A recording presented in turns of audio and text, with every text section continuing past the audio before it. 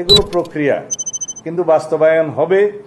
পরবর্তী জাতীয় সংসদ সেই প্রস্তাবগুলো গ্রহণ করতে যাতে বাধ্য থাকে সেজন্য গণভোটের প্রস্তাব আমরা করেছি। কেউ কেউ বলছে যে গণভোটে রাজি হয়েছে, নয়, সেটা আমারই প্রস্তাব ছিল। পরবর্তী জাতীয় সংসদ এবং সংসদের সকল সংসদ সদস্য বাধ্য থাকবে জনসম্মতির কারণে, সেখান থেকে পিছিয়ে যেতে পারবে না। ব্যাপারটা এমন নয় যে শুধু সনদে অন্তর্ভুক্ত বিষয়গুলোই গ্রহণ করা হবে, সনদের বাইরেও জনগণের চাহিদা মোতাবেক, রাজনৈতিক অঙ্গীকার মোতাবেক আরো অনেক সংশোধনী গ্রহণ করতে পারবে। এখন কথা থাকলো সেটা কিভাবে বাস্তবায়ন হবে।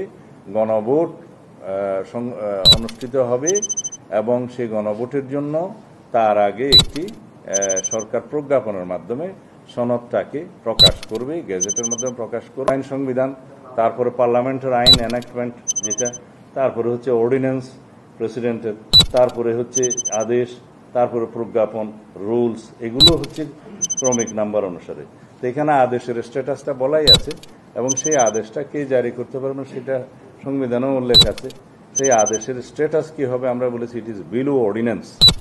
সেদিন আমার বক্তব্যে বলেছিলাম ঐক্যমত্য কমিশনে, সেটা করতে পারে, তবে তাৎক্ষণিকভাবে প্রয়োগের ক্ষেত্রে যেই অসাংবিধানিকতা সেটাকে আমরা পরিহার করতে পেরেছি।